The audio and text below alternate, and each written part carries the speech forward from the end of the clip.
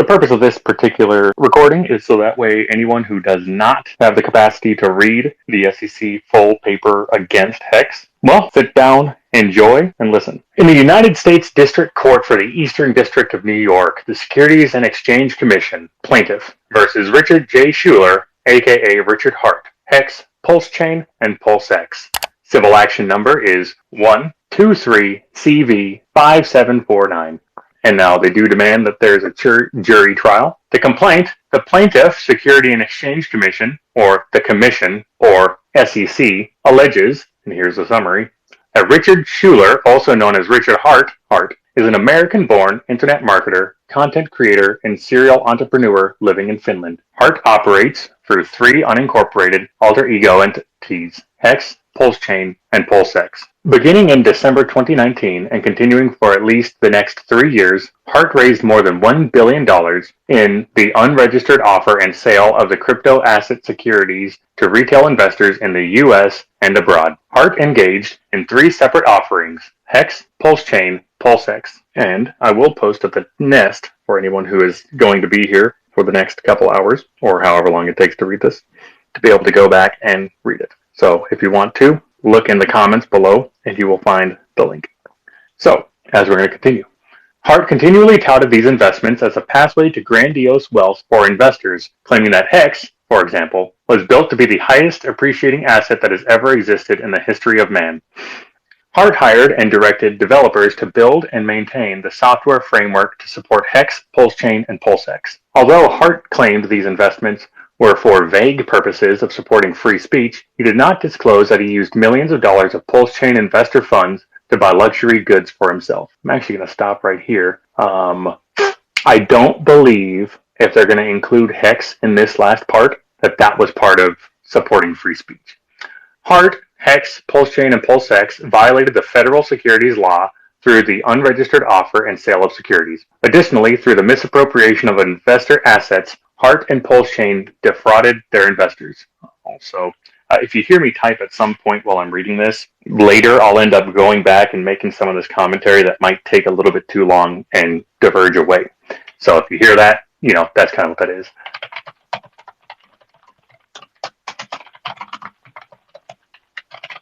Beginning in December 2019, Hart offered and sold HEX tokens, promising investors many incentives and bonuses, while marketing HEX as the first high-yield blockchain certificate of deposit launched on the Ethereum network.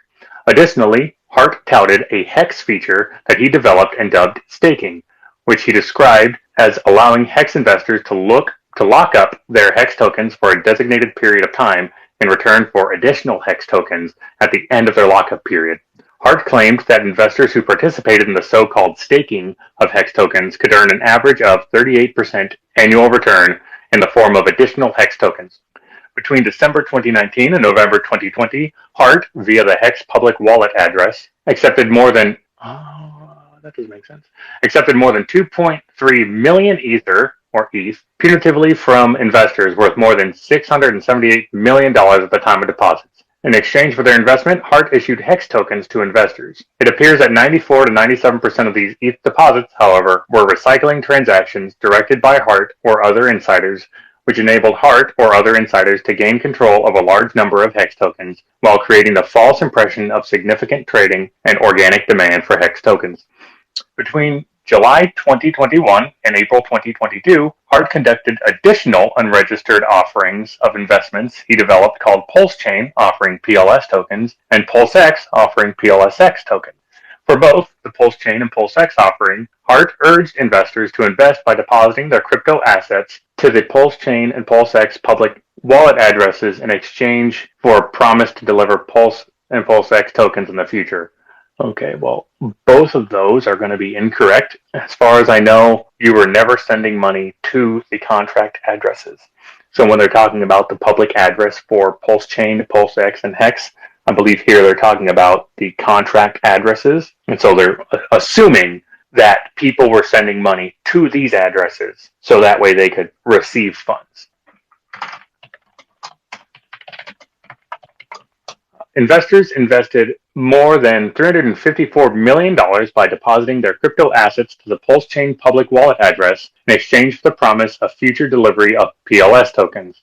In connection with PulseX, investors invested more than $676 million by depositing their crypto assets to the PulseX public wallet address in exchange for the promise of delivery of PLSX tokens. Hart is familiar with the U.S. securities law and the test establishing SEC versus Howey, so the Howey test, for determining what is and is not a security specifically. So he frequently makes the veiled references about why investors can expect profits while also making tongue-in-cheek disavowals. Yeah. Oh, that's going to be saved. That doesn't make any sense right there. It's too much for me to break down right there with that. But his efforts to obfuscate are unavailing. Each of the Hex, PulseChain, and PulseX offerings involved investments of money in common enterprises with a reasonable expectation of profits derived on the efforts of others.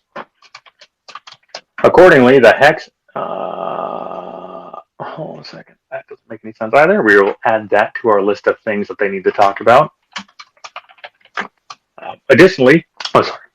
Accordingly to the Hex, PulseChain, and PulseX offerings were securities offerings. At no time did Hart or anyone else associated with these offerings register the Hex, PulseChain, or PulseX offerings with the Commission. Additionally, Hart and PulseChain defrauded investors by misappropriating at least $12.1 million of PulseChain investor funds. Instead of using these investor funds to develop and market the PulseChain network or even fulfill Hart's explicit statement that invested funds supported freedom of speech, Hart used at least $12.1 million of the investor funds for Hart's personal luxury purchases, including the 555-carat diamond, expensive watches, and high-end automobiles. Okay, so we're going to add this. 354 mil PLS raised, used 12.1, so less than 1%, 10%. Okay. Through their actions, defendants Hart and PulseChain violated and, unless enjoined, will continue to violate the anti-fraud provisions of the federal securities laws, namely Section 10B of the Securities Exchange Act of 1934. I list a couple other cases, USC 78, and Rules 10B-5A and C, they're under 17 CFR 240.10B-5A and C, and Sections 17A1 and 3 of the Securities Act 1933. Additionally, through their actions, all defendants violated, and unless enjoined, will continue to violate the securities registration provisions of the federal securities laws. They list Sections 5A and C of the Securities Act. To protect the public from further harm and fraudulent activity, the SEC brings this action against the defendant and seeks permanent injunctive relief, disgorgement of ill-gotten gains, plus prejudgment interest and civil penalties. Oh my God. Oh, it's funny. So defendants are Richard J. Schuler, a.k.a. Richard Hart, age 43, is a U.S. citizen who, upon information and belief, currently resides in Finland. I'm not going to say the city just because they're going to have it there and you can find it yourself. He is the founder of Hex, PulseChain, and PulseX. Hex is an ERC-20 token, an unincorporated entity established by Hart, which serves as an alter ego entity for Hart. Hart operates Hex's websites as hex.com, hex.win, and easthex.com.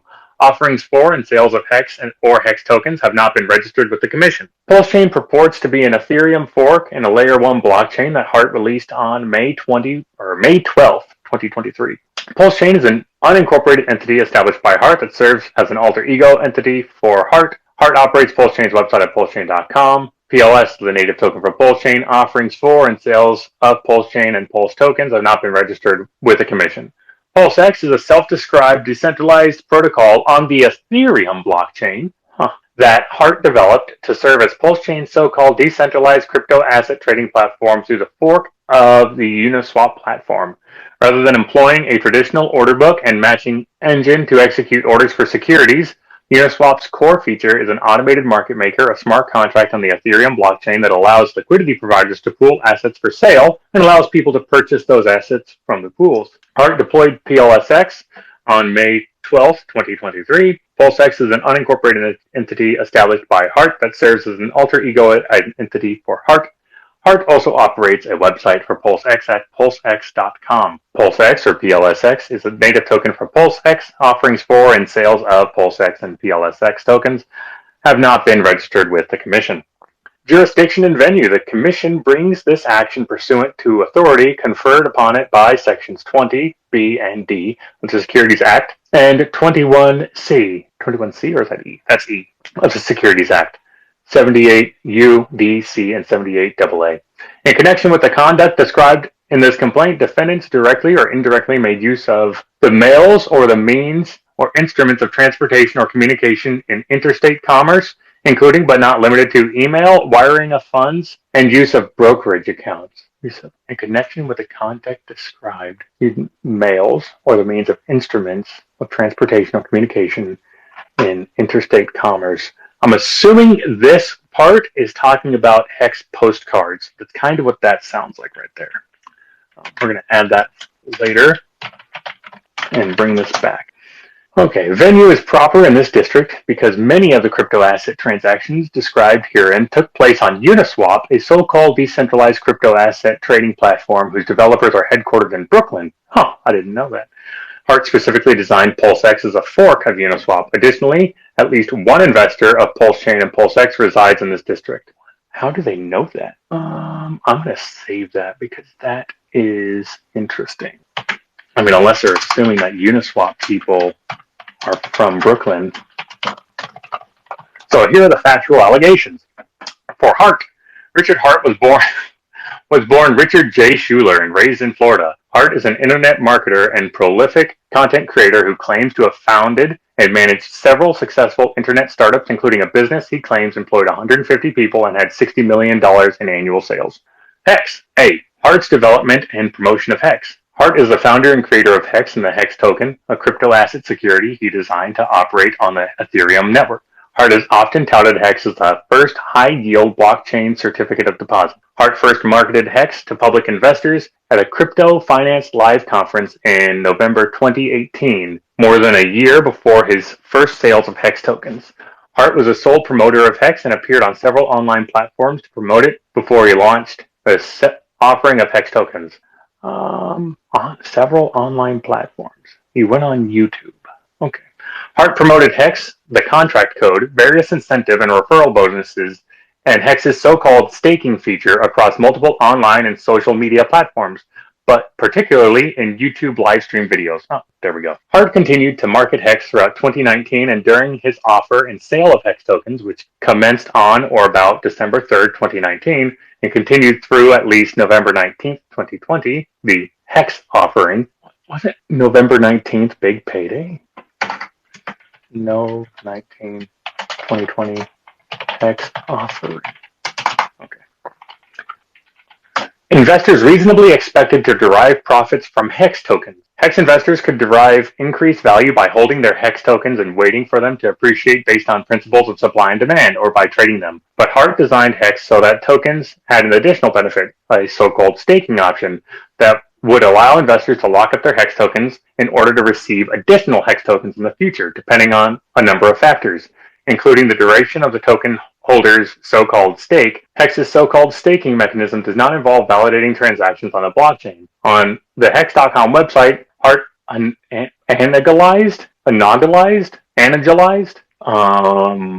an analysis. His so-called staking process to conventional interest payments and investment returns. Analogized? How the hell do you say that word? What the? Hart told potential investors on many occasions, including via several YouTube live streams, that Hex investors could stake their Hex tokens through a process in which the tokens are sent to the Ethereum blockchain's Genesis address. I got that right. Yeah, I guess that would be the 0x00 black hole address. That address had no owner, and therefore assets are sent to it cannot be transferred out. In exchange for investors locking up their Hex tokens, Hart promised that the Hex smart contract would pay the investors investment returns in the form of additional Hex tokens to be delivered in the future. Hart promised that the Hex smart contract would pay the investors investment. That doesn't make any sense. That sounds like he was saying that here's the function that it produces. We're going to save that for later.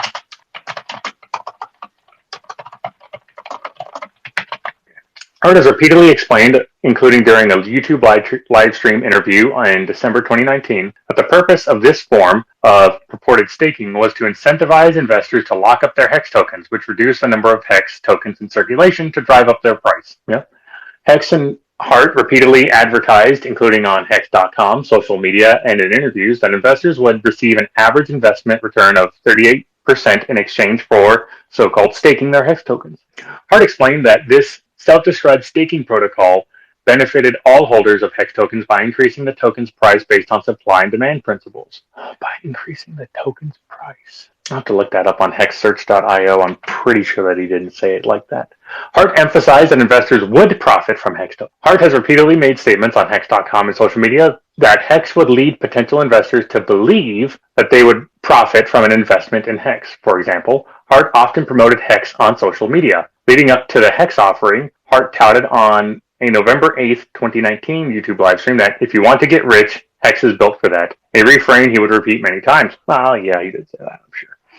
Hart pumped HEX's capacity for investment gain, claiming at Hex.com until at least November 1st, 2020, that HEX is designed to surpass ETH, which did 10,000x price in 2.5 years. It's working. So far, HEX's USD price went up 115x in 129 days. Oh, Richard. On December 2nd, 2019, during a 7-hour live stream on YouTube hours before the HEX offering commenced, Hart stated that HEX was built to outperform ETH and Bitcoin and all other cryptocurrencies. Hart added that HEX was built to be the highest appreciating asset that has ever existed in the history of man. That's the design intention. I'm going to save that part because I don't know if having an intention for something you build is actually grounds for getting fucking sued by the SEC. But we're gonna find out. Okay. Hart personally undertook efforts he claimed would make HEX successful. From the outset, Hart controlled and continues to control nearly all aspects of the HEX ecosystem. In a November 17th, 2019 live stream on YouTube, Hart shared with potential investors how-to videos that he created to explain how investors could purchase HEX tokens during the offering period and stake their HEX token. In the live stream, Hart also shared additional efforts he was undertaking, including the creation of more walkthrough videos and ringing up some more exchanges and whales he knows in order to make HEX launch successful. In the same video, Hart disclosed that he directed certain developers to work on the HEX code to the extent that their work benefited the ecosystem. Just a side note, they mentioned that Hart shared additional efforts he was undertaking, including creation of more walkthrough videos. If you look, I think it's the old Hex Crypto YouTube, you can actually find these old walkthrough videos. And every single one of them has a public address attached to it for the referral code. So you can paste this address in and kind of see what happens to it or where it goes, what address is attached to, how much HEX tokens they got. So everything's public, including the public addresses on those walkthrough videos that does have Richard Hart's voice, but doesn't have his picture. So I'm pretty sure it's one of those things where no one knows if that is Richard, but even when you're going through, you can see some of the comments where people are saying, "Thank you, Richard," and Hex Crypto Tokens responds back to him. I don't know if that means anything. No one can verify that particular YouTube channel. So I wonder if that's kind of what they're going after. And also, as for the last part, Hex disclosed that he directed certain developers to work on the Hex code that it benefited everyone in the ecosystem. I don't know if that's a problem. That sounds more like he was saying to developers, make this a fair system. Don't make this unfair. Okay, we're going to continue. In a November 12th, 2020 YouTube live stream, Hart was asked how much of his time was going towards Hex, and Hart stated almost all of it. As recently as the January 2023 Hex conference, which was virtual and available on YouTube, Hart stated regarding Hex, I want to have the best performing asset that's ever existed. I want to be the best crypto founder that's ever existed. I like doing, and I like owning the world's largest diamond. I like having a coin that went up 1,000,000% that's had 3 years of flawless operation. That's never been hacked. The front end has never gone down. In an earlier YouTube live stream on July 16, 2019, Hart admitted how important his efforts were to ensuring that the Hex token, once launched, would be available for trading on so-called crypto asset trading platforms. He promised that he was going to personally call everyone and see where he can get Hex listed. In fact, before the close of the Hex offering, Hart contacted representatives of a so-called crypto asset trading platform at least twice through private Twitter messages. In those messages, Hart discussed the potential promotion of HEX tokens on a platform through Twitter, and also commented on HEX being the #1 volume liquidity pool on the platform. Hold on a second. Of a so-called crypto asset trading platform, at least. Okay, so I'm assuming here the #1 volume liquidity pool on the platform, that platform is referring to the so-called crypto trading asset platform. It appears that on December 15, 2019, the platform began listing HEX tokens on its so-called decentralized crypto asset trading platform as a result of Hart's direct efforts. Okay, so here they are saying that Richard contacted Uniswap and made them list HEX on Uniswap. The fuck? Doesn't make any sense. Okay, I'm going to save that and break that one down later because that doesn't make any sense. They do have a note underneath, so we're going to read that real quick. That's number 3. This note says, a liquidity pool is a collection of crypto assets grouped in a smart contract to facilitate trades on a blockchain network. All right. The HEX offering from December 3rd, 2019 through at least this November 19th, 2020, the HEX offering period, that's what they're calling it. HEX and Hart offered and sold HEX tokens to investors in exchange for ETH. As part of the HEX offering, HEX and Hart accepted investments of ETH from the public, including from investors in the United States, and delivered HEX tokens in return. During the HEX offering period, investors purchased HEX tokens by transferring ETH to a HEX wallet address on the Ethereum blockchain. This wallet is known as the HEX contract address. Oh, okay. Hart, I am almost pretty sure that he even went over on that live stream with Tone Vase that you're not supposed to send money to that contract address, and if you do, you lose all your fucking money. So I don't know if that's even true at all. And Hart accepting investments in ETH, public address, to the HEX wallet address. Okay, yeah, to a HEX wallet address. Oh, okay, so that's different. By transferring ETH to a HEX wallet address, they would have been better just saying to an ETH wallet address. There you go, SEC. I gave you something to work with. This wallet is known as the HEX contract address, and that's where they screwed up because the contract address was what we were told not to send money to.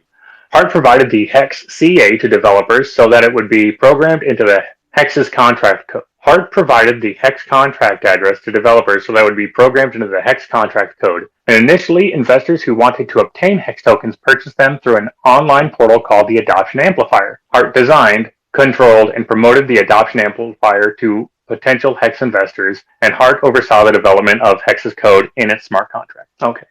Hart publicly claimed that he relied on game theory in designing the purchase process for HEX tokens to reward larger, longer, and earlier investments. For example, HEX and Hart made available only a predetermined number of HEX tokens for purchase each day. For the first day of the HEX offering period, the predetermined number was 1 billion HEX tokens. Investors who wanted to purchase HEX tokens sent their ETH to the HEX contract address, and HEX tokens were distributed to these investors based on 1. How much total ETH the investors sent to the HEX contract address on that particular day, and 2. The predetermined amount of HEX tokens that Hart and HEX made available that day.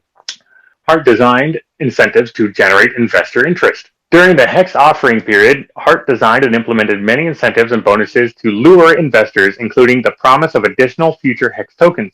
For example, Hart used bonus payments to encourage investors to increase their investments in order to make profits from the price appreciation that Hart told investors to expect. He encouraged investors to increase their investments in order to make profits. Oh, he had bonus payments to encourage people. Okay.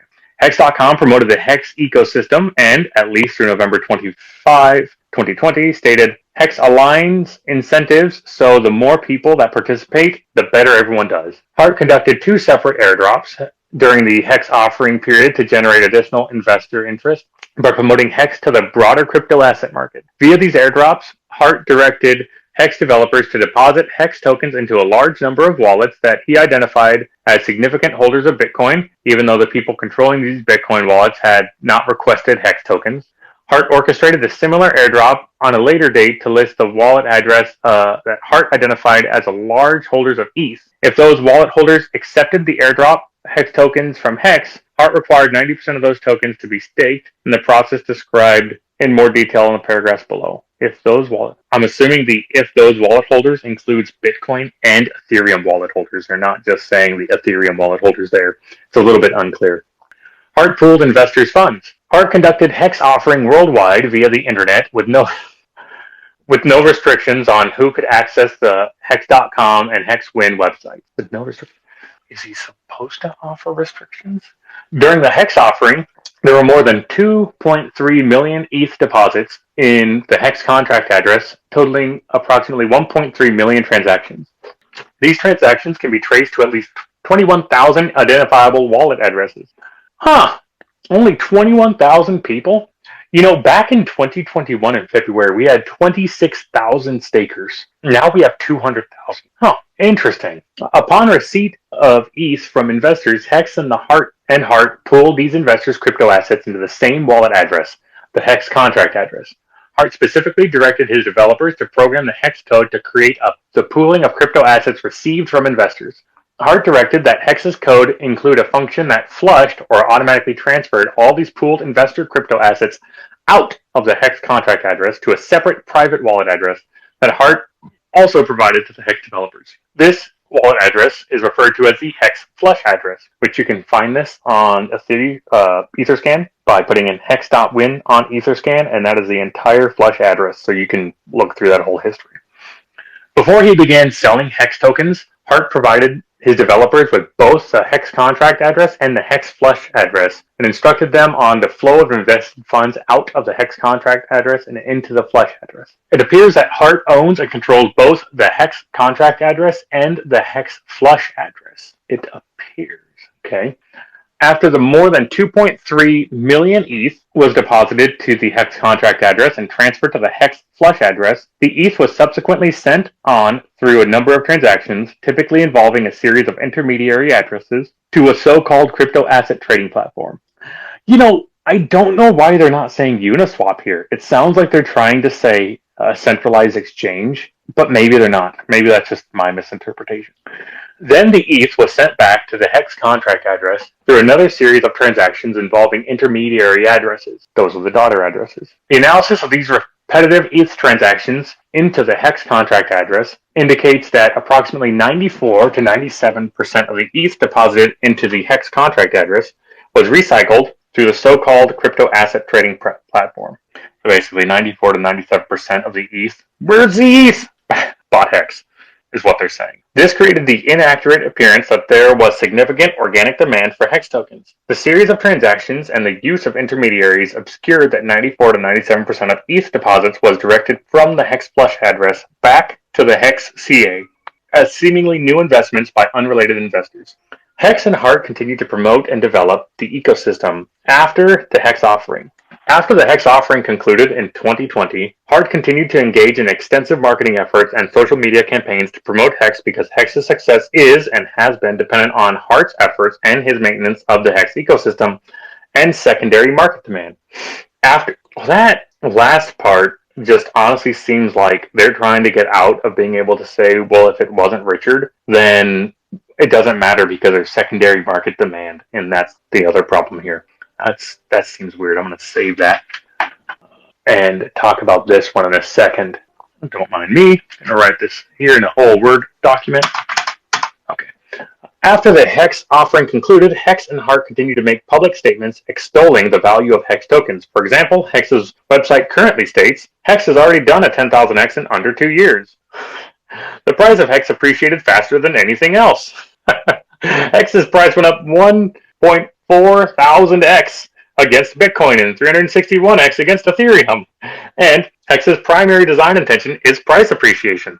Similarly, after the Hex offering concluded, Hart continued to tout to investors Hex's so-called staking feature and to develop Hex's secondary market, including through multiple websites that he owns and controls, including hex.com, hex.win, and ethhex.com, and on social media, including YouTube, Twitter, and Instagram. Now, I might be incorrect, but ethhex.com, hex.win, and hex.com all route back to the same website. So, okay. I don't know where I'm going to go with that one, but I know I have something there. Since the Hex offering closed, Hex investors can only purchase Hex tokens from third parties on various centralized and so-called decentralized crypto asset trading platforms. Hart's entrepreneurial efforts continued as he instructed potential investors to do the following. Download and install a crypto asset browser extension that allows investors to store and manage their investments in Hex tokens. Ew! That is so disgusting that they phrase it that way. Oh, fuck. I'm going to have to save this whole thing. That is just disgusting. Okay, let's save this. And I'll go through this whole section in a bit. Purchase ETH using the browser extension via 2 online crypto asset trading platforms. Visit ethhex.com. Extension via 2 online crypto asset trading platforms.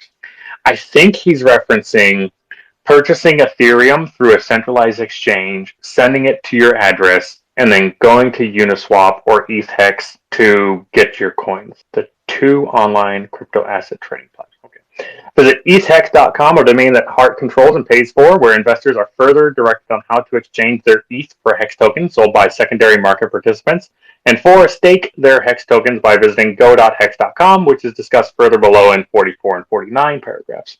Most secondary market transactions in HEX tokens occur on Uniswap, a self-described decentralized crypto asset trading platform whose developers are headquartered in Brooklyn. In a continued effort to build the HEX ecosystem and sustain a market for the exchange of HEX tokens, Hart developed ethhex.com, a website interface which allows investors to engage in secondary market purchases of HEX tokens directly through Uniswap.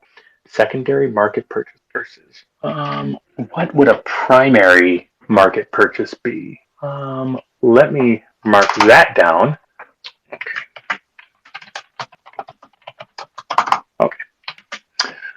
As described in paragraph 72 below, Hart also touted to investors that the launch of PulseX and PulseChain would lead to an increase in profits for HEX investors. Hold on a second. What the fuck? Okay, I'm going to go down real quick and skip to paragraph 72 and see what this is. So we're going to skip around a little bit. The next part is going to be HEX, or Hart developed the so-called staking feature designed to deliver additional profits. So we're going to scroll down and see this.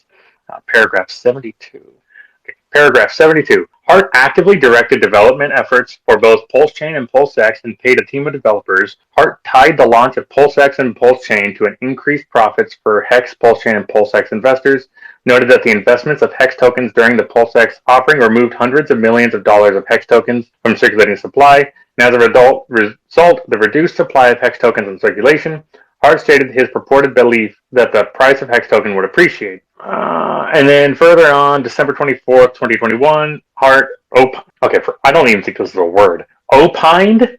Like, this is opinioned, I think. Opined? I have never heard that. I think HEX on Pulse is going to be more valuable than HEX on Ethereum network. So here, they're saying that by saying there would be no sell pressure from HEX from the sacrifice of HEX, and that it could appreciate the price, that was the problem. Well, damn, Rich. Okay, so okay, so going back. Hart developed so-called staking feature designed to deliver additional profits to investors. Leading up to, during, and after the HEX offering period, Hart heavily marketed HEX alleged staking feature, which he designed. In touting HEX's so-called staking feature, Hart frequently marketed HEX as the first high-interest or high-yield blockchain certificate of deposit launched on the Ethereum network. And in so doing, Hart and HEX created a reasonable expectation of profits independent of any effort by investors. Hart designed the so-called staking feature of the HEX ecosystem, whereby HEX investors were and are encouraged to lock up their HEX tokens for a designated period of time in exchange for the promise of receiving additional HEX tokens in the future, i.e. a return on their investments. Really? Is that how they're going to do that? Okay, we're going to save this one as well. Okay, and that's 45. Okay. HEX investors can lock up their HEX tokens for periods ranging from 1 day to 15 years through a software extension. Technically. HEX investors purportedly lock up their HEX tokens by sending them to the Ethereum blockchain's Genesis address, the black hole address. In the HEX ecosystem, Hart's form of staking purportedly removes the HEX tokens from circulation and thereby, according to Hart, increases the price of the HEX token based on general principles of supply and demand.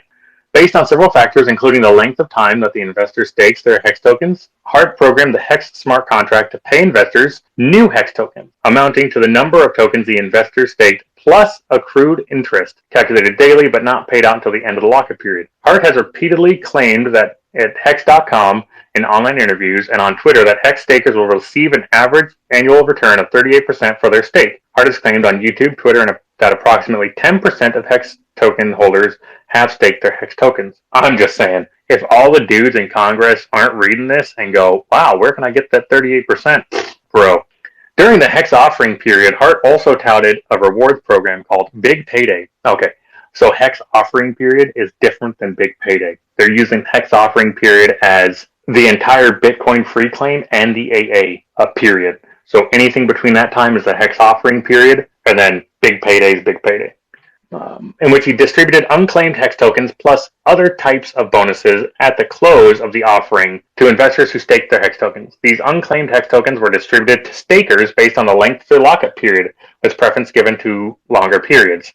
These unclaimed and the number of Hex tokens they staked. I'm gonna make a note of this because I don't think that's how that worked. I am almost sure that it just got paid out based on the T-share amount. And I mean, by that, yeah, it's based on the length and how much they put in there. So it's just a phrasing error on how they did this. On November 18th, 2020, just before the Hex offering closed, Hex announced that the Hex announced. How did Hex announce that? That the tokens distributed via the Big Payday event were at least worth $1 billion. In November 27, 2019, interview live streamed on YouTube shortly before the Hex offering, Hart described the so-called staking feature as a virtual lending within the Hex ecosystem, saying that when people stake their coins, the supply has reduced, which means that everyone that hasn't staked their coins just virtually borrowed the money.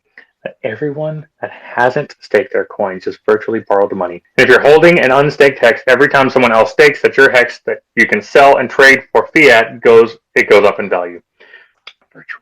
When people stake their coins, the supply has been reduced. Everyone that hasn't staked just virtually borrowed the money. I will need to search this up on hexsearch.io. I'm pretty sure that the stakers virtually borrow their money. We're going to look at that. Throughout the relevant time period, Hart has emphasized... I'm going to save this part because I have bad memory and I'm not going to remember to save that. Throughout the relevant time period, Hart has emphasized that the principles of supply and demand create a direct relationship between the number of staked tokens and the market value of Hex tokens. For example, on December 2nd, 2019, Hart emphasized on YouTube how his so-called staking program would benefit all Hex token holders by saying, but in Hex, when people lock up their tokens, and that's what caused the price to go up, then the market cap will go down, which gives you more room to grow. And then you could just keep building appreciations and mad gains. And then the Hex.com website currently states that by staking their Hex, stakers reduce the supply, which puts upward pressure on the Hex price. Well, that's not incorrect based on that, because if I lock my stuff up, I can't sell. Oh my goodness, this is going to be a shitstorm to go through, isn't it? Okay. Neither Hart nor Hex has ever registered Hex tokens or the Hex offering with the commission. Okay, now that's all of Hex. That was just, what? Holy shit, was that like 10 pages of just Hex talk? Holy shit. Okay, next talk is on Pulsechain. This is part 3. After Hex offering concluded in 2020, Hart started developing Pulsechain, which Hart publicly claimed would be a fork of Ethereum network. The Pulsechain website, pulsechain.com, which Hart controls, describes Pulsechain as having cheaper gas fees. A gas fee refers to the fee required to conduct transactions or execute contracts on a network. And being 4 times faster than the Ethereum network. Between July 15th, 2021 and August 3rd, 2021, the Pulsechain offering period was unofficially extended until at least approximately April 6th, 2020 to allow Hart to continue accepting investor assets. Okay, well, the problem with that part is that even after the sacrifice ended, people were still sending their money there. So Richard had a couple of options, and it would have been deny every single person sending that money to that address their funds, or give them crypto. Or, send it back, I guess, but okay, whatever.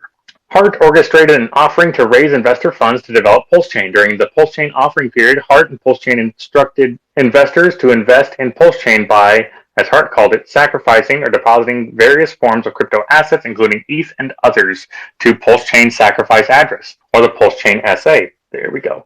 Through Pulsechain's website, Hart instructed investors on how to sacrifice their cryptocurrency to purchase PLS, Pulsechain's native token. That last note, just so you know, SEC, is also incorrect. We were never actually purchasing PLS. We were purchasing sacrifice points. I know it sounds stupid, but most of us didn't even know if we were going to get that PLS token. We just assumed we were getting these points and whether or not they were worth something. We're going to continue on with that particular part in a bit to see if those values were actually transferred upon launch of PulseChain. In exchange for an investment or deposit of a crypto asset, Hart promised to deliver Pulse tokens to the investor in the future tied to the amount of the investor's investment, the PulseChain offering. He represented the calculation of the promised number of Pulse tokens to be delivered to an investor was based, in part, on the amount of the investor's investment or sacrifice of crypto assets and how early in the PulseChain offering period the investment took place. As a result, Hart incentivized investors to invest in PulseChain early. Now, okay, I don't know how many of you people sacrifice multiple times. If you go back and look at the sacrifice chart, I think it was on the sacrafice.app site, whatever that is, and you can check the log. The very final days, I think it was like the last 2 or 3 days, you got the same bonus as you would have if you sacrificed on the first few days. So technically, even investing later or sacrificing later got you the same, if not better rate than the earlier days. So, okay, fine. And so that second part, SEC, I'm giving you another ball here. Based on the sacrifice rate, which was increasing 5% per day. PLS tokens were delivered to investors on or about May 12, 2023, when PulseChain was deployed publicly, or as Hart described, available on mainnet. According to Hart and PulseChain, because PLS tokens must be used for gas or transaction fees on PulseChain, Pulse investors could make a profit from that demand simply by holding PLS. Hart frequently stated that the purpose of PulseChain was to save HEX token holders from the high gas fees they were being forced to pay for HEX transactions on Ethereum. Upon PulseChain release, PulseChain investors received a PulseChain compatible copy of all their ETH network crypto assets through an airdrop, in addition to newly issued PLS tokens as described above. PulseChain was to save Ethereum holders from high gas fees that they were being forced to pay for transactions upon Ethereum. Okay, I corrected that. Don't worry. To date, more than 59,000 deposits to the PulseChain sacrifice address have been identified, reflecting more than $354 million of crypto assets invested in PulseChain, including crypto assets invested by investors in the U.S. Neither Hart nor PulseChain has registered the PulseChain offering with the commission. Hart emphasized that investors would profit from PLS token and directly tied the value of PLS tokens to the development of PulseChain. On the PulseChain website that he controls, in a May 16, 2021 live stream on his YouTube channel, Hart touted the various benefits that PulseChain, including that it purportedly has faster transaction times and cheaper gas fees than Ethereum. Hart indicated that Pulse investors would profit from the transaction fees paid for crypto asset transactions on PulseChain. PulseChain operates by purportedly paying 75% of all Pulse tokens generated through gas fees to Pulse validators. The other 25% of the fees are sent to the Ethereum blockchain's Genesis address. What? Any Pulse investor can become a validator by staking or locking up 5 million Pulse tokens. Okay. The other 25% of the fees are sent to the Ethereum blockchain's Genesis address. I don't think that's fucking true. I don't think you can do that. Not unless you wrap Pulse, you bridge it out, and then you send it to the ETH Genesis address. There's no way that can happen. Yeah, so that's under paragraph 57. What the fuck? How can you... Okay, they can lie this much, and Bernie Madoff went for how many years without getting taken off the fucking New York Stock Exchange? What the hell? Just lie. Get the scammers off. What the fuck? Similar to Hex offering, Hart told PulseChain investors during the PulseChain offering period that they could expect to make profits by investing in PulseChain. For example, on August 1st, 2021, via a YouTube video he posted during the PulseChain offering, Hart claimed that Okay, yeah, this one's bad. A 14,000x is a reasonable estimate for what could be possible for Pulse because that's what Ethereum did. And this is a very similar thing, but better. Okay, yeah, that's not good. That's kind of at the 2023 Hex conference on January 9th, 2023, 4 months before the release of PulseChain, Hart explicitly referred to the value of PulseChain as a return on investment using the phrase ROI. Hart stated PulseChain is going to launch at zero. It's pretty hard to beat the ROI of something that goes from zero to anything because, in theory, it's like infinite ROI. He explicitly referred, so that's, okay. What? How's that wrong? Okay, so I'm going to save this one as well. PLS tokens derive their value from Hart's efforts in developing and releasing PulseChain and in making it successful. In fact, investors did not receive their PLS tokens until PulseChain was released on May 12, 2023, almost 2 years after the end of the official PulseChain offering period. One PulseChain... Oh! Don't tell me it was that guy! Okay, so one Pulsechain investor who resides in Brooklyn confirmed that he invested in Pulsechain because he believed he would receive PLS tokens in exchange for his investment that he expected based on Hart's statement that the PLS tokens would increase in value. Okay, this Pulsechain investor confirmed that he invested in Pulsechain because he believed he would receive PLS tokens in exchange for his investment, which he would have gotten, and that he expected based on Hart's statement that PLS tokens would increase in value. So oh my god. I think this is that same dude who bought Hex on a centralized exchange and then sold it on a centralized exchange and then blamed Richard for him fucking selling. Hart misappropriated Pulsechain investor funds. During the Pulsechain offering period as extended, see the footnote 6, which is what we already read, that it was extended to something 2022. Investors invested more than, and actually I don't think it went till 2022. I'm pretty sure that it was extended until late. And then we had PulseX in 2022, and then those get converted into PulseX. But, neither here nor there. If they want to lie, they're going to keep lying. It doesn't really matter what I say. Hart misappropriated Pulsechain investor funds. During the Pulsechain offering period, as extended, investors invested more than $354 million of crypto assets in Pulsechain.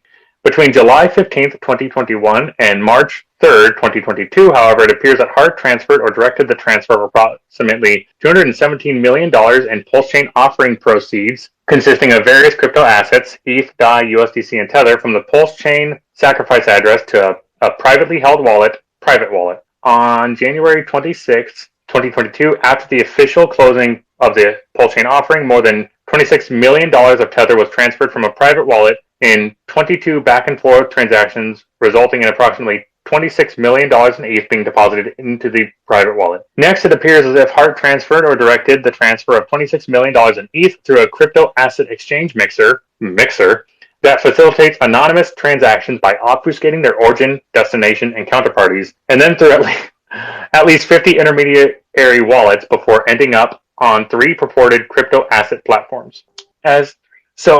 Long story short, he made 72 transactions. No, made 22 transactions, splitting between 50 wallets, and then sending all 50 wallets to 3 crypto platforms, which could be centralized or decentralized exchanges. Okay. Just trying to understand where the hell they're going.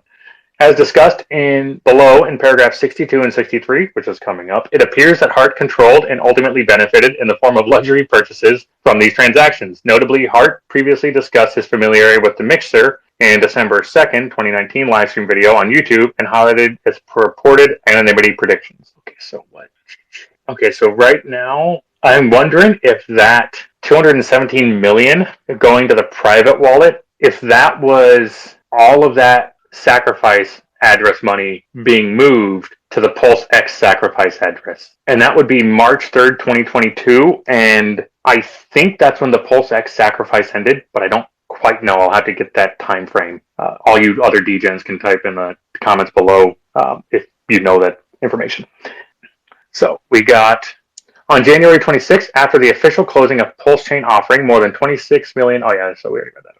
Following the mixer transactions, Hart misappropriated at least $12 million of the Pulsechain investor assets between August 3rd and September 22nd to fund his purchases of luxury goods, including cars and watches. For example, on August 3rd, and this is where they're kind of getting through misappropriation of funds, and so it's going to be paragraph 62 for anyone who wants to follow along. Hart spent $337,642 of Pulsechain investor assets on the purchase of luxury car from a European luxury car dealer. On August 24th, Hart transferred, and again, these are all allegedly Hart transferred, but they're not actually saying allegedly, they're just saying that he did it. Hart transferred another $534,000 to the same luxury car dealer for the purchase of a McLaren sports car. On August 29, 2021, Hart purchased a 2020 white Ferrari Roma for $314,000. So that's probably $1.1 million right there, a little bit more. From January 2022 to March 2022, Hart also purchased 5 watches in separate transactions. First purchase took place in January 20th and included a Royal Submariner Oyster, $285,000. Hey, this is better flexing than Richard's ever done. Holy fuck, they're actually just telling us how much money he spent and on the days? God dang, bro. Just have the SEC talk about you. A $550,000 Rolex Daytona Eye of the Tiger. That's that beautiful, sweet rainbow Daytona. And $800,000 on the Rolex GMT Master 2. On April 5th, 2022, Hart spent an additional $1.3 million to purchase another Rolex watch I don't remember which one that was. If anyone wants to post that, I'll take that. On April 10th, 2022, Hart spent $419,000 of Pulsechain investor assets to purchase another watch. And collectively, from mixer transactions alone, Hart spent nearly $7.2 million with Pulsechain investor assets on luxury watches and high-end automobiles that he purchased in the United States, Finland, and Estonia. Okay, and the other thing is, I thought it was like basically illegal to dox people, and yet the SEC is coming out here like, here's Richard's full name, and here's the current address where he is, and by the way, did you know he's in Finland? Oh, hey, look him up. Oh, look at all of his purchases. You want to get some motherfucker killed, bro? God dang, guys. In addition to transactions occurring after the mixer transfers, Hart misappropriated approximately $5 million of Pulsechain investor assets, sending a majority of assets to Sotheby's in February 22 to purchase the 555.55 carat black diamond called the Enigma diamond. I'm going to refuse to call it that. It is not the Enigma diamond. It is now called the Hex.com diamond. Sorry, you purchased it for $5 million. You can rename it whatever you want. You're going to respect that. The Hex.com diamond was purportedly purchased using Pulsechain investor assets. Fine. And is purportedly the largest black diamond in the world. There you go, SEC. There you go. I know how to write for you. Hart purchased the diamond for $3.1 million in lira, so fake money, which is $4.2 million in dollars at the time of transaction, funding the purchase by transferring both ETH and fiat currency to Sotheby's. I thought that they only took USDC, but I could be wrong on that one. Often discussing the development work surrounding Pulsechain, Hart gave investors a reasonable expectation that their funds would be used to develop Pulsechain. No. He also tied investors' receipt of Pulse tokens to the ultimate release of Pulsechain, leading a reasonable investor to believe that Pulsechain investor assets would be used to develop Pulsechain. He also tied investors' receipt of Pulse tokens to the ultimate release of Pulsechain. I don't get that. At least one Brooklyn investor. By the way, I think that this entire thing is based off of this one Brooklyn investor because at least one Brooklyn investor invested in Pulsechain has confirmed that he believed his investment would be used to develop Pulsechain. So a dude who I have no clue how much he put in, we'll just say he put in $100, $1,000, or $1 million. A dude who put in $1,000 thought that his money would go to develop Pulsechain. A dude who thought he sacrificed $1 million thought his money would be used to develop Pulsechain. And a person who sent $100 thought that their investment would be used for Pulsechain. I'm just trying to break that down so that way it kind of makes sense that one Brooklyn investor confirmed that he believed something, and that's the reason for this belief. Okay. In January 16th, 2022, YouTube livestream, Hart described the work that he and his developers had done and were doing, as well as work that remained to be done to bring Pulsechain and PLS out of the testing phase and into mainnet launch phase. See, I don't like that they're tying Pulsechain and PLS to do different things. They should be the same exact thing. It's like how Ethereum and ETH are basically the same thing, but they're two different things. Reasonable investors rightfully expected that if the Pulsechain network was not finished and thereafter maintained by the Hart and his team and developers, it would collapse along with the value of Pulse. Reasonable investors rightfully expected that if Pulsechain network was not finished and maintained by Hart and his team of developers, it would collapse along with the value of Pulse. I mean, I guess reasonable investors also think the same thing about Bitcoin and Ethereum when we invest, that if it's not maintained by the people on the network, it could just as easily go down. With Bitcoin, it's a little bit differently because that's tied to the miners, I suppose. But I mean, if I'm relying that other people are mining, then I guess I have reasonable expectation that if miners exist on Bitcoin, I'm going to have better value of my Bitcoin. Jesus, how does this? Hart frequently claimed that an investment in Pulsechain was linked to free speech, for example, stating on July 21st, 2021, "You believe free speech is a protected human right, the blockchains are speech, and you're sacrificing to prove that you believe that." Meanwhile, Hart never disclosed to Pulsechain investors that any investor assets, let alone more than $12 million, would be used to fund his purchases of personal luxury goods. Hold on a second. That is misleading. He never disclosed that Pulsechain investors, that any investor assets, let alone more than $12 million, would be used to fund his purchases of luxury purchase goods. Hart never disclosed that any of that money would go towards anything, that everything that you gave up, you were giving up. So you have no expectation of what's going to happen with that money. God, they are so good at wording things. Holy crap. Oh my God. So we're going to take this and copy this. Okay. Hart also never disclosed that $217 million of investor assets would be immediately transferred from the PulseChain sacrafice address to a private wallet. Further, Hart used a so-called decentralized aggregator and the mixer to conceal his misappropriation of PulseChain investor assets for his own personal use. Okay, so also that last part of never disclosed that investor assets would be immediately transferred. 1% of the sacrifice funds is going to a no expectations address. I remember that. I remember he specifically said that 1% of sacrifice funds were going to go to a private address that no one has any expectations from. So that is absolutely incorrect. He disclosed that all the money that's going, you have no expectations of, and that 1% of that money is going to something that you have no expectations of. Okay. Further, Hart used so-called decentralized aggregator and mixer to conceal his misappropriation of funds. Okay. PulseX, and now this is on page 21 of 27. PulseChain development and offering. Around the same time that Hart started developing PulseChain, he also started developing PulseX. On the PulseX website, pulsex.com, which Hart owns and controls, Hart described PulseX as a fork of Uniswap's so-called decentralized trading platform that would purportedly enable users to trade so-called PRC20 tokens. PRC20 is a protocol designed by Hart and his developers that governs how PulseChain network functions.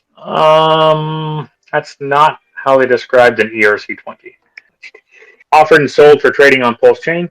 At pulsex.com, Hart instructed investors on how to invest in PulseX by depositing crypto assets in exchange for PLSX, the PulseX platform's anticipated native token, to be delivered to investors when PulseX launched.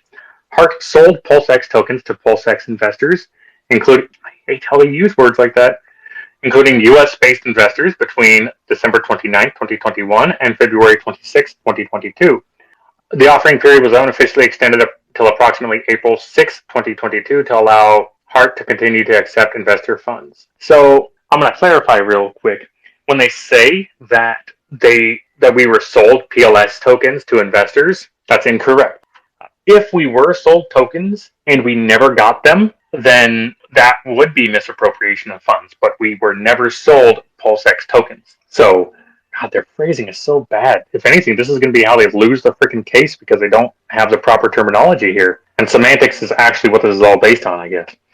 Hart pooled each investor's deposit of crypto assets in the PulseX sacrafice address, the PulseX SA. There have been more than 120,000 deposits, totaling over $676 million in multiple crypto assets to the PulseX SA.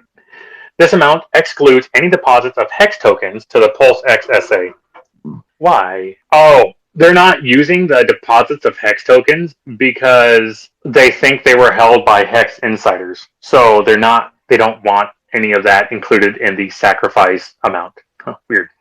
Pulsex.com states that PulseX will work like Uniswap and that every time people swap from one coin to another, on PulseX, liquidity providers earn fees as a reward in the form of PLSX. That's incorrect as well. Jesus. So PulseX, you earn fees in the coins that you deposit. My goodness. Okay.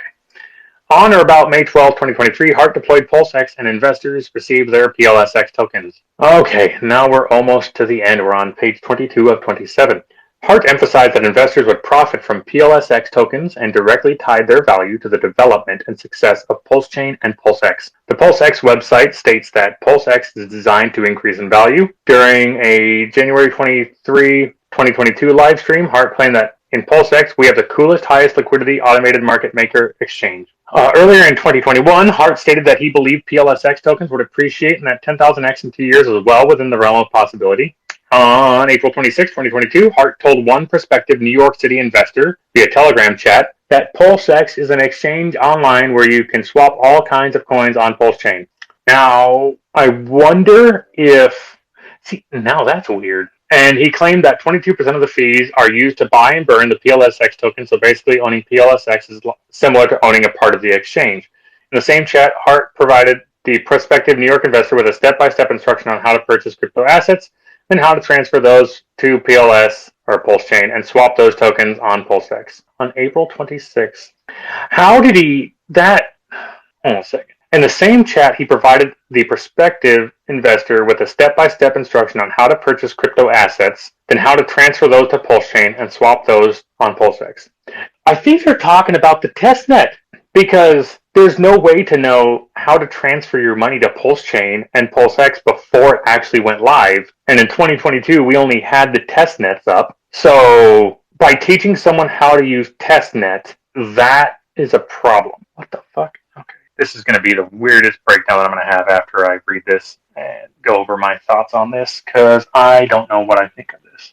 Besides, it's absolutely hilarious. On January 23rd, 2022, YouTube livestream referenced in the previous paragraph, Hart also touted PulseX's success, claiming that it had secured about $1 billion in investments, sacrifice crypto assets. All PulseX investors funds flowed through the PulseX sacrifice address, wallet address that Hart provided to developers. Overlapping with the Pulsechain release on March 11th and 12th, over $100 million of PulseX investor funds were transferred to a privately held wallet called Private Wallet 2. And it appears as if Hart directed this transfer and controls Private Wallet 2.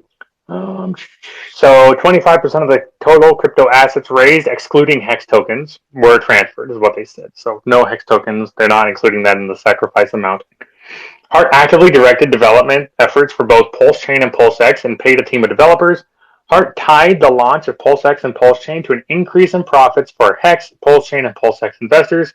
Noted that the investments of HEX tokens during the PulseX offering removed hundreds of millions of dollars of HEX tokens from circulating supply, and as a result of this reduced supply of HEX tokens in circulation, Hart stated his purported belief that the price of HEX would appreciate. Further, in a December 24, 2021 livestream, Hart opined that I think Hex on Pulse is going to be more valuable than Hex on Ethereum network. Neither Hart nor PulseX has ever registered PulseX offering with the commission. Hart often repeated false claims that his offerings were not security offerings.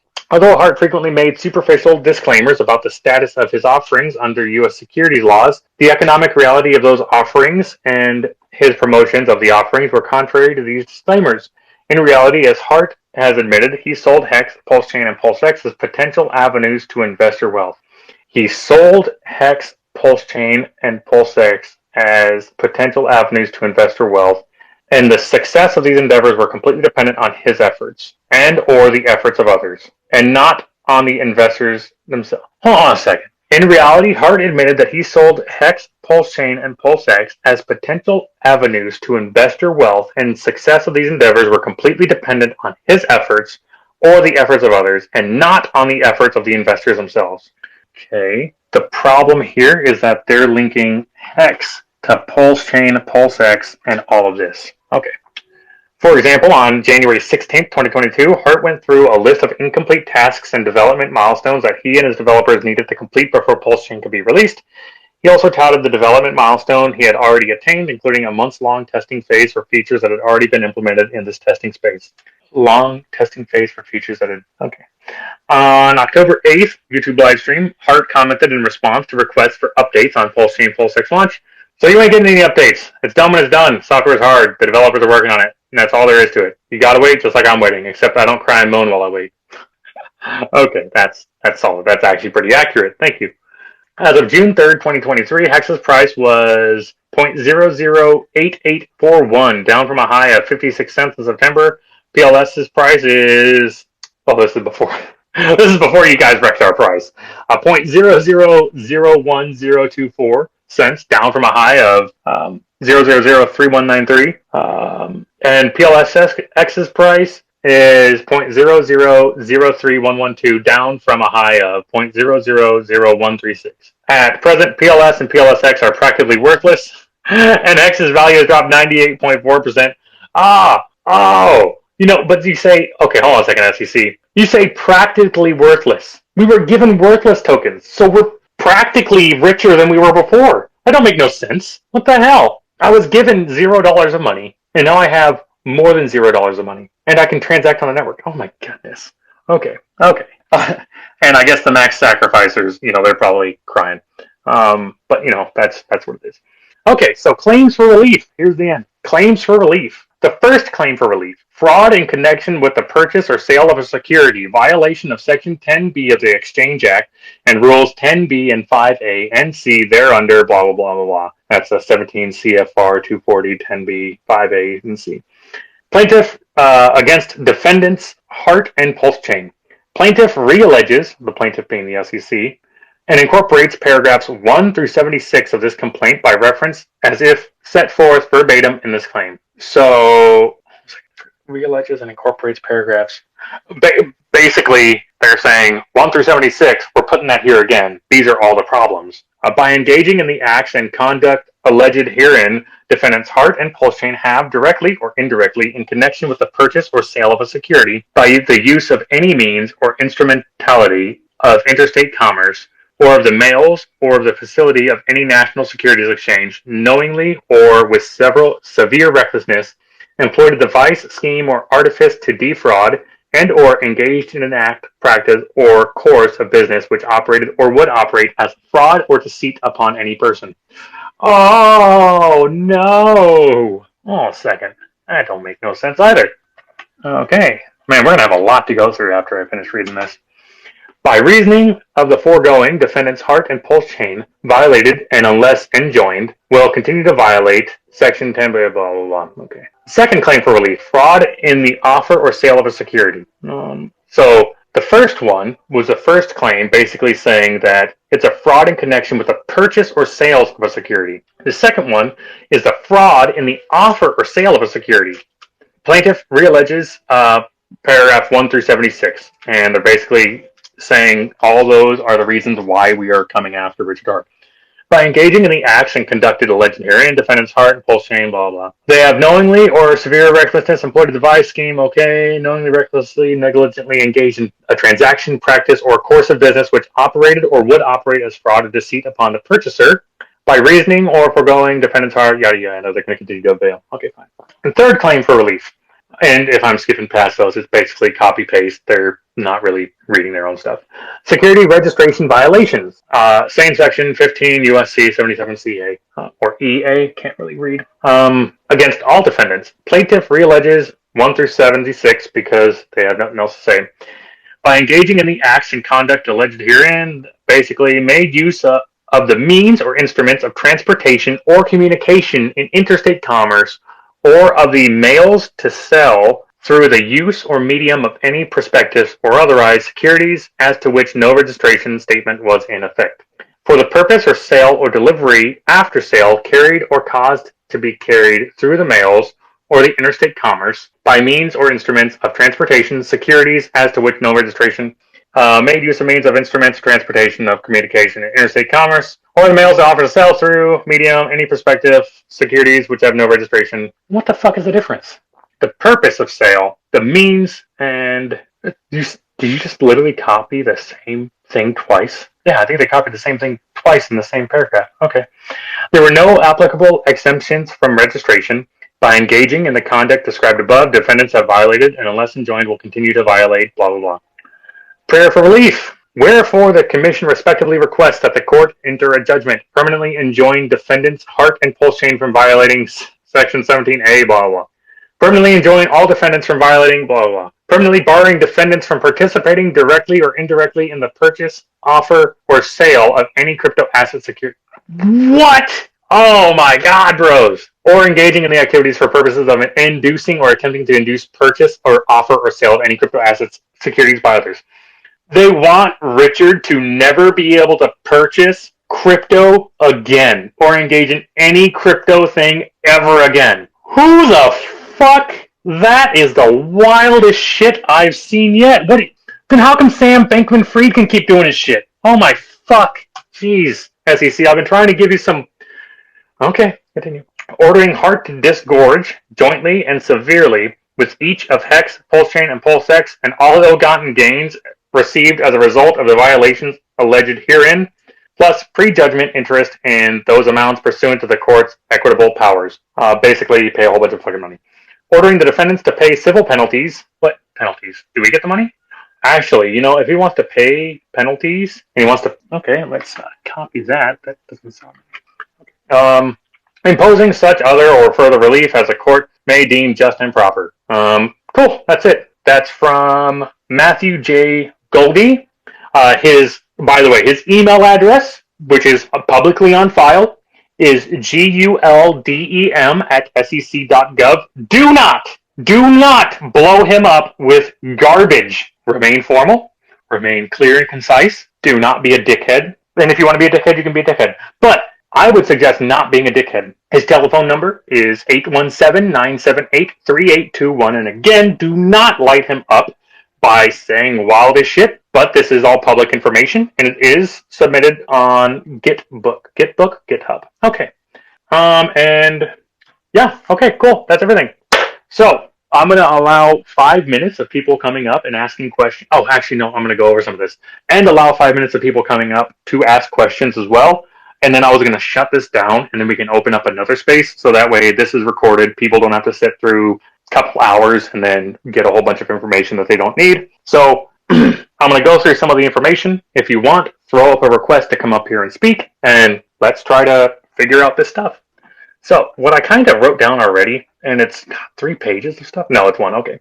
So I'm going to be going on the sec.gov, and under there you can actually file a complaint, and they want people to speak out about the issues that they had. And part of it is to discuss fraudulent or unregistered offerings such as Ponzi schemes, pyramid schemes, high-yield investment programs, theft or misappropriations of funds, manipulation of security price, insider trading, false or misleading statements about a company, including false or misleading SEC reports or financial statements, failure to file required or reports with the SEC, bribery of or improper payments of, or 2, fraudulent conduct. Okay, so when you go to the sec.gov and you see all that stuff and it says, oh my God, were you screwed? Here you go, file the claim. You can file a claim, and you can even highlight all the stuff that is wrong with the SEC paper. So that's kind of what I'm going through and doing as well, and going to highlight this whole thing and send it into them. So they said that he sold unregistered crypto securities to retail investors. The term retail investor. Okay. So when I see retail investor, I assume that just means anyone who is not registered to be a broker, or just basically anyone who is not registered to buy securities isn't able to buy securities. That's kind of what I know about that. I could be wrong. But we actually, or Hex actually, was offering Hex to people who had Bitcoin by free claiming and people who had Ethereum through the AA, the adoption amplifier. You couldn't have purchased it through retail options like debit card, credit card easily. You would have had to have already been in there.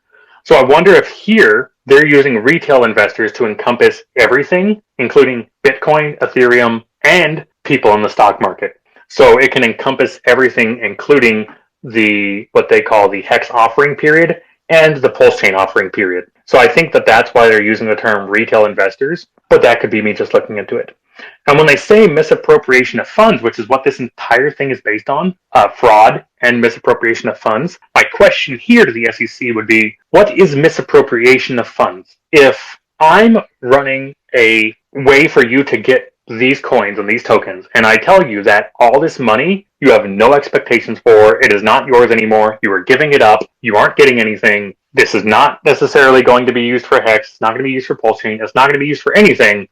Any investor's money has no expectations of being used for the product and protocol. What misappropriation is there if no one expects that money to be used towards the protocol? I think that term misappropriation is going to get battered during this entire course and have to be reframed. And SEC, you know what? I'll help you out. Take out misappropriation. Find something else to go after him for. If he's this much of a scammer, you should be able to easily find stuff without making up lies like misappropriation, fraud, etc., etc. In fact, I would almost say that it would have been fraud and misappropriation had Pulsechain never released, PulseX never released, and no one got their Hex tokens. In fact, that would have been fraud. Interesting. And misappropriation of funds. They mention Hex, Pulse, and PulseX public addresses. Let me see if I can find this. Okay. So basically, it was on page 2 that conducted additional unregistered offerings of investments he developed for both Pulse and PulseX. Hart urged investors to deposit their cryptos to PulseChain and PulseX public wallet addresses. I don't think that's the case because we never had those wallet addresses for Pulse and PulseX. Let me rephrase that. We never had the contract addresses for Pulse and PulseX at all, unless here they're trying to say that Pulse and PulseX sacrifice public wallet addresses. So I don't quite know what they're going for here, but if for whatever reason they're saying that we were depositing all of our money to PulseChain, PulseX, and Hex public addresses, that's not actually accurate. Here's another statement. So he frequently makes veiled references about why investors can expect profits while also making tongue-in-cheek disavowals and reasonable expectation of profits to be derived based on the efforts of others. This was actually written in the Hex portion, and they mentioned it later on in the PulseChain portion.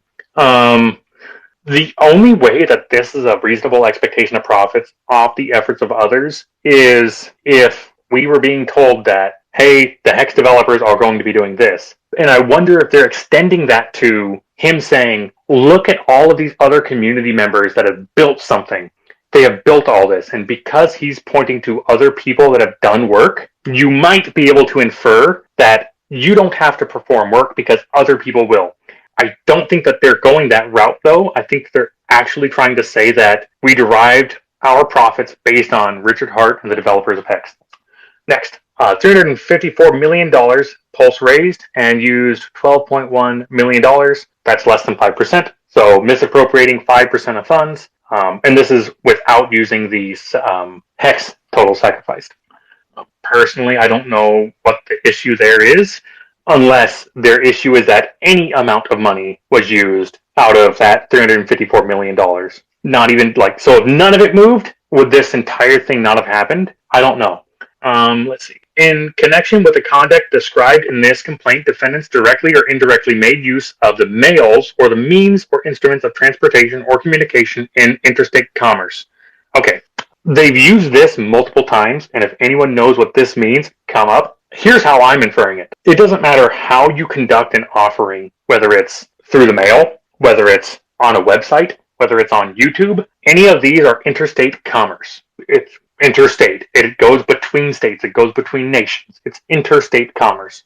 So whether it's mail, email, a DEX, anything, these are the problems. So it's not even Hex postcards specifically, but that could be included in that. Uniswap, a so-called decentralized crypto asset trading platform. Okay, what I had here was I didn't know how they knew that there was a Brooklyn investor that had the problems, but he came forward. Okay. Talked about the Hex offering. Donald, perfect. I see you. I'll bring you up. I'll have you on mute just for a second while I do this, and we'll have you talk here in just a moment. Ask whatever questions you need. Just give me a second while I have you on mute. Don't worry, it's not you. It's just while I finish this up. Hart promised that the Hex smart contract would pay the investors investment returns in the form of additional Hex tokens. Okay, so when Richard promised that we would get these tokens for our staking, is it a problem to mention what you can get for performing an action? So, for example, you built a staking protocol and you tell people, hey, look, you stake, you will end up getting tokens in the future. Is that the promise, or is it just explaining what's happening? For example, if I'm over here and I'm saying, hey, look, you can get this by mining Bitcoin, am I promising something or am I telling you something?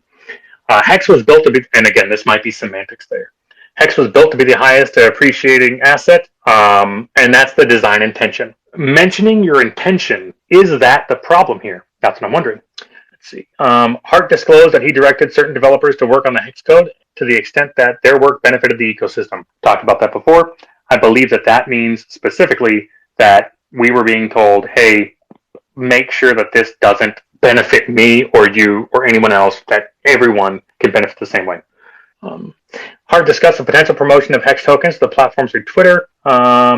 So this part right here, they're talking about that decentralized crypto asset trading platform listed Hex. So they're not even saying he did it. They're actually just saying that Uniswap listed Hex. And that was the problem, that he reached out to Uniswap. Because Hex's success is and has been dependent on Hart's efforts and his maintenance of the Hex ecosystem and the secondary market demand. Talked about that. At some point, it's going to extend to not him, but everyone else. That's what that secondary market demand is kind of referencing there, as far as I can tell. This part, I do not agree that they added it in. They mentioned when he said, here's how you get into the AA lobby, download and install a crypto asset browser, MetaMask, to store and manage their investments in the Hex token. That was not uniquely the purpose. It was more to secure your seed phrase, as we all know. Purchase the ETH using the browser extension, visit the ETH.hex site, and then stake. The problem that I have there is that they mentioned the first part of it, which is downloading your own extension to maintain custody. That seems like something they could have kind of left out to a degree, or at least expanded upon that. Because if we go to SBF, Celsius, Voyager, none of them ever talked about downloading, installing a crypto browser extension or anything to secure your funds. Instead, they said, trust us with your money, and that was more of a problem than what we found out with Hex. At least, I believe so. They talk about engaging a secondary market for purchasing Hex tokens. My question here is, what's the primary market? What is the primary market of Bitcoin? What's the primary market of Ethereum? What's the primary market of crypto assets? If there is no primary market, what does the secondary market mean? Okay. Talking about locking up Hex tokens for the return of investment. Basically, the problem here, I think, is they're saying that you should not be able to earn Hex for staking Hex. Their problem was distributing the stakers based on the length of their lockup period and the number that they staked. That is mostly for the incentivization of the game. The virtual lending, they're talking about virtual lending, and if we stake our coins, the supply is reduced, the price goes up. I don't see that as being accurate, because I know that we virtually lend to ourselves when we stake, not the other way around. I don't virtually lend to other people, though we are effectively trying to push the price up with staking. Here's the part I also don't like, is paragraph 57. PulseChain operates by paying 75% of tokens through gas fees to validators and 25% going to Ethereum blockchain Genesis address. That is just wrong. It's lying. Doesn't make any sense. Can't even do that. They're referencing starting at 0 and anything being infinite ROI, but that's a problem there. Okay. Almost finished with these last little bit.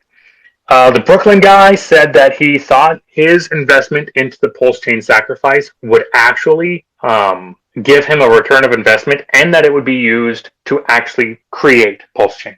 PulseX states that it'll work like Uniswap, that everyone earns fees in the form of PLSX. That is also not true. Hart told one person on New York, this is the other one, that you could get to PulseX by performing this transaction. They were talking about it on April 26, 2022. So here, Richard was talking about the testnet, not actual mainnet. Okay. And then, in reality, Hart has admitted that he sold Hex, PulseChain, PulseX as potential avenues to investor wealth. And the success of these endeavors were completely dependent on his efforts and or the efforts of others, and not on the efforts of the investors themselves. That's kind of weird. The way that they lump this in is that they're using PulseChain and PulseX and their development roadmap and linking it with Hex, which are all basically kind of varying degrees of how much effort you or other people may put in. They basically say that Pulse and PulseX are practically worthless, and that Hex dropped 98%. Okay. And that they want Richard Hart to never be able to purchase cryptocurrency ever again, never interact with cryptocurrency ever again. And yeah, cool. That's all that is. So we're going to unmute people. Anyone that want to come up and talk, let's do it in turn. Hey, how you doing?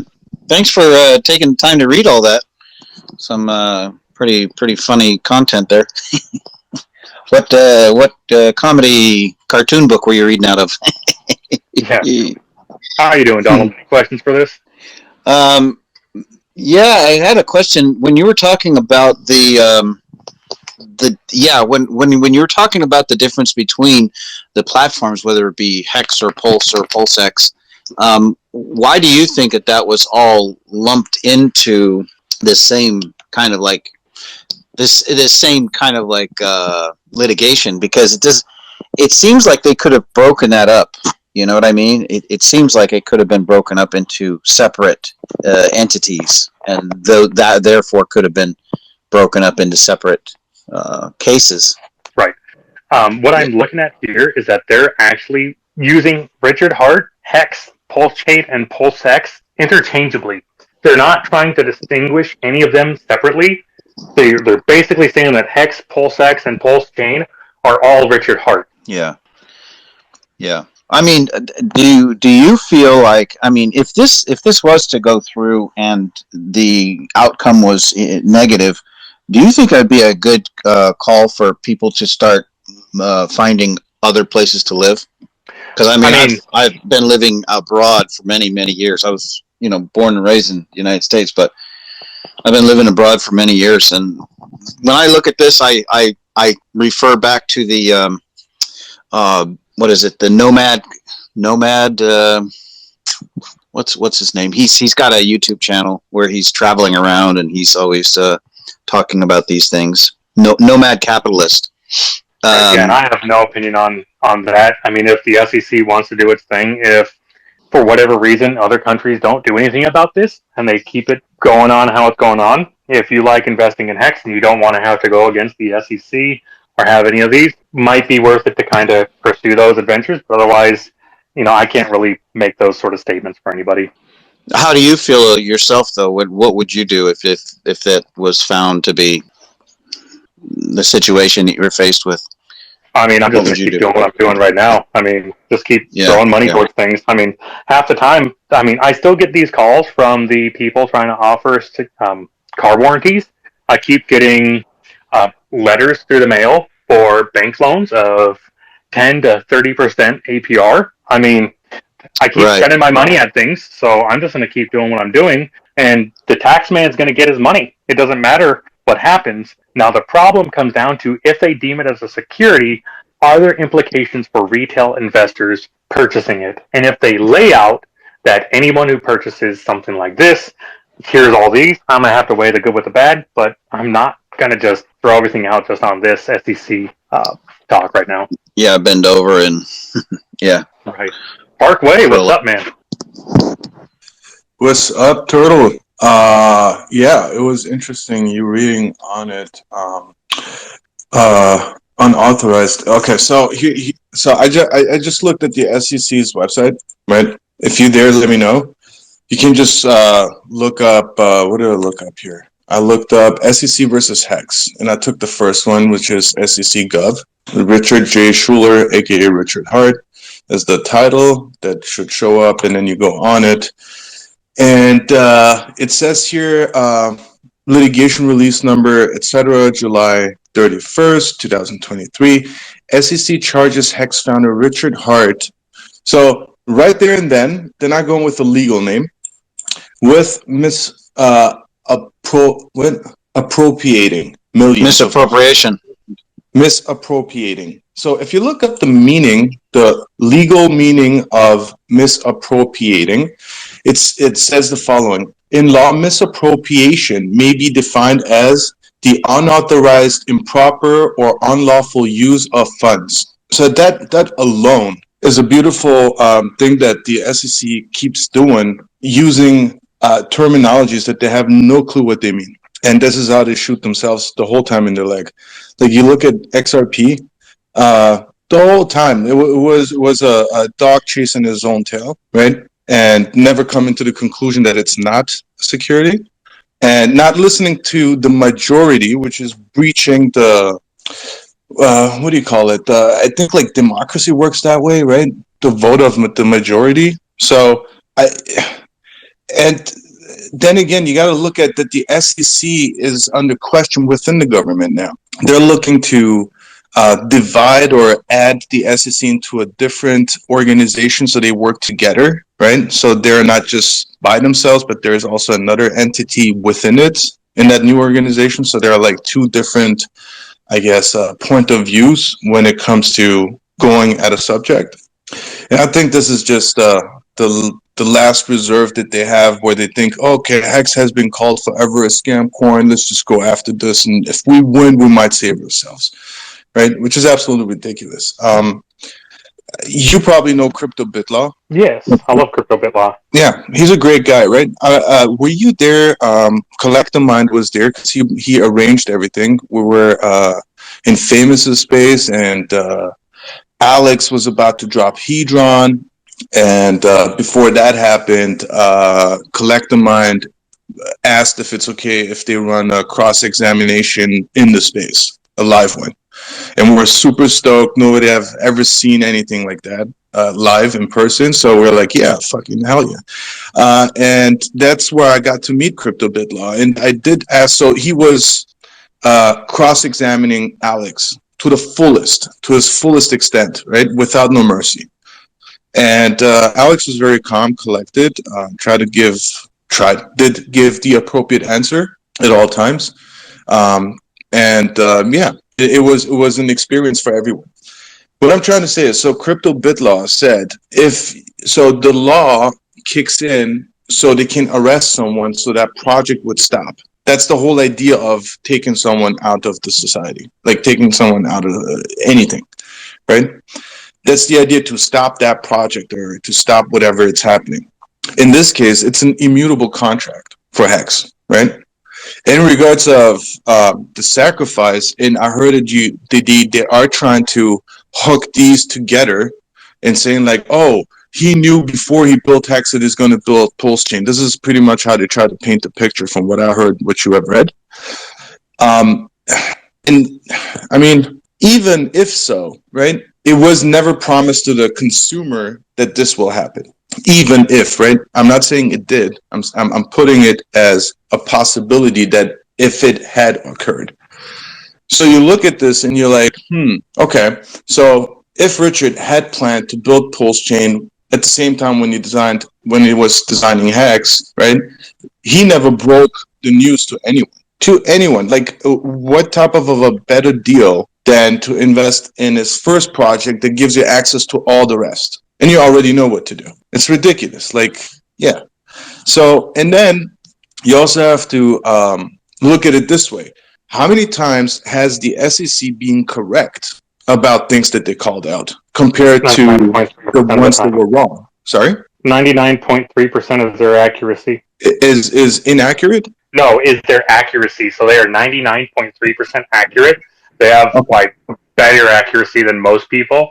And then that's for crypto or for all their projects? That's for absolutely everything that they go after. Okay, so now, but they missed Madoff. Yeah, so we need to cross out everything because this is crypto and crypto specific, and they will run it as crypto specific. So if you look at crypto specific, and then you can and you take the magnifier and you look at it, you're like, the SEC fucked up almost every fucking case there is in regards to crypto. It's literally the reversal situation, is 99.3% wrong at all times. They dragged taxpayers' money into a lawsuit against XRP that dragged itself out just to come to the conclusion that what they said initially was correct. They're not a security. Besides that, in that meantime, the world has adopted and cooperated with XRP. They integrated their system into the new financial system, which will appear soon, right? And we hear already, like, because they cannot stop it, we get the glimpse here and there. XRP is signing with this and XRP da-da-da. And it's been going on since a very long time. So they knew that XRP is not a security. The rest of the world knew, just the SEC didn't know, right? And this is where you can put them on the magnifier and put them under the question, like, how valid are you guys? Like, is the money that you guys are requesting to solve financial crimes, is that being invested correctly in the crypto world, or is this you guys just chasing your own tail the whole time, right? I mean, that clarifies pretty much everything, but something I want to point out to is something that they're not aware of is they're creating a huge wave that we can ride on right now. We can take intellectual responses with memes and everything and put them in their place with simple words such as self-custody. Self-custody itself explains a lot of things. Like, you have self-custody, it's mine. So when I was looking up this information, and we'll get the stat, apparently they have filed 75 crypto-related enforcement actions from July 2013 to 2020 and obtained $1.7 billion in penalties, and their success rate is 69% favorable in outcomes. So they're not 99% wrong. They're like maybe 31% wrong most of these times. And now that might just be based on what they consider their judgments, etc. And they're 8% resulting in unfavorable outcomes such as dismissals, denials, or motions to dismiss. And then the remaining 23% of cases were pending as of December 2020. Sorry, just to keep it short. So how many were wrong? Like maybe 28 are undiscovered, and 6% were not what they were looking for. So like 68% were what they wanted. favorable outcomes. Yeah, that's a terrible result for a pilot. No, what? No, that is not. That is What do you mean? not terrible. That is Well, not a terrible. Like, that is not so terrible. here's Hector. Here's my problem. When so there's a organization called the SEC, right? Yes. So they're being funded by the taxpayers' money. Sure. Right? Okay. So they're working for you. No. Yes, they are, because they they're giving you money. Nope. So they do They work are for not. you. They are working to make sure that the American dollar does not go to places that Yes, it I should not go to. understand they have an assignment, Yes. but technically, Yes. legally looking at it, since they're receiving tax, like the cops, they work Nope. for you. The post Nope. office works for you. Yes, they Nope. do. No, they don't. Oh, yes, they do, bro. No, They're they work for the public government. employees. They are government employees. They are paid by the Government government. is public. They are paid by our government. We cannot go up to the USPS and tell them, I need you to change this about your system because you have my money. That's not how it works. Okay, so let me tell you, if a government organization, the government, it's like the Constitution says, we the people. Okay. Right? The police officer swears an oath to uphold the Constitution. So do lawyers, judges, etc., etc. The whole system, right? So what does the Constitution say? You have the right to do anything as long as you're not like disturbing, right? You are free. So and here's the here's the fact that so what I'm trying to say is the people can go out there and say, we don't deem 68% as sufficient enough. It should be at least the minimum of a pilot's intelligence, like 80%. I mean, we're talking about finances here. What is? Yeah, but the SEC is reported. So, okay, with their conviction of cases, they get 99.8 people convicted. However, they don't release the actual statistics on their favorable outcomes for their stuff. So it's their non-crypto reporting is around 70%. So yeah, 70% might not be that good. And between the 30% that go underneath the radar, like Madoff and things like that, they aren't the best at what they do. I agree. But their accuracy, even with crypto, is basically up there with their favorable outcomes. Now, we might not agree with their favorable outcome. Okay, let me destroy that notion. FTX is all I'm going to say. Okay, bank Fed, Sure. Fried, the guy went from a Toyota into an Escalade with secured guards. Okay, and that's while he's being trialed. At the same time, he ran another project. He ran another project where he rugged everyone while he's in trial. So, yeah, man, it's questionable, right? So if you cannot stop FTX, right, and things just slide through, how valid are you? Was the SEC getting complaints from people about FTX, Voyager, or Celsius? FTX, yeah. Where were they? I don't know. I have to look it up. I'm pretty sure. I'm pretty sure people that lost money with FTX, they're not just sitting around. After they got scammed, they were getting money. They were getting their reports. Well, here's the problem, Turtle. Here's the problem. So Friedman was promoted on mainstream. Mm-hmm. He was they held him up high. Oh, look at this guy, this young entrepreneur, this little good looking boy. That's our politicians and our mainstream media. That is not the SEC. I know, but all I'm saying is, yeah. Different. Hey, I'm gonna chime in real quick. And the reason that they have such a high percentage rate is because most of the cases are settled out of court. Most of the cases never go to trial. They settle against the FCC, they pay a fine, and they move on. That's why they have such a high success rate. It's not because they're great at conviction. It's because people want to move on. People don't have the money nor the resources to fight a government. So they rather just settle out of court, they'll pay their fine, and they keep it moving. And that's the worst case scenario here. The contract is still the contract. PulseChain is still decentralized. Over 30,000 validators. They can't shut everybody down. Nothing is going on. Let's just take a step back and just think for a moment and just be logical. They failed with XRP and now they're just going after anything and everything that's out there. And lo and behold, Richard Hart was the most out there, the most, hated and revered at the same time. And they're like, well, it's an easy target, right? But let's not get this shit twisted. This 27 pages is full of inaccuracies. It's full of just plain wrong information. And this is the same department that sent, you know, the letters to the streamers the last time and found nada. You know, let's just keep this all in perspective. Absolutely.